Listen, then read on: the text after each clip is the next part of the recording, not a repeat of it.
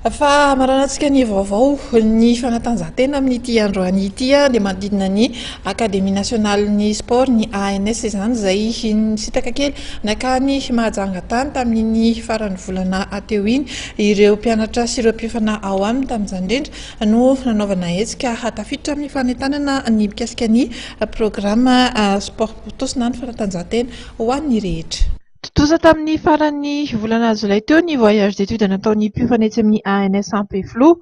Tsy fitsangatsanganana fotsiny any anefa fa dia fitondrana izy ireo ny fanentanana amin'ilay hetsika nasionaly fanatanjahantena ho an'ny rehetra na ny antsoina hoe sport pour tous ka niezahana nanomezana lanja ireo tanora manan-talenta eo amin'ny sehatra ny fanatanjahantena.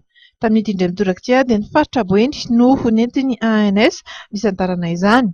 Dia tatana satria tena daholo izany atany amin'ny fitondrana eto amin'ny faritra chef de région PDS eo amin'ny fitandro filaminana ny mouvement sportif dia lakebe ny akademia sport aminay izany tatana satria amin'ny fotoana tahaka iny samy manana certificat nefa dia tatana izy izany tatana satria Ny fampitoana tao amin'ny lampantanànan'ny tanora ankizy sy ny mponina tao Mahajanga ary niara-nentana tamin'ny hetsika cross pour tous izay niodinina ny tanàna. Ankoatr'izay dia nisy ihany koa lalao baolina kitra izay natao tamin'ny kianjan'ny Tsararano ka tamin'ny famaranana dia ekipa zazalahy dia lavon'ny FCJR tamin'ny saharoa ohatra ny FCTA.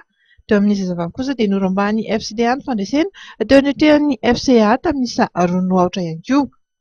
Ho an'ny taranja volleyball indray dia ny ekipan'ny FC FIP Mahajanga no nibatan'ny amboara raha nandalo ny ekipan'ny ANS tamin'ny 3-0.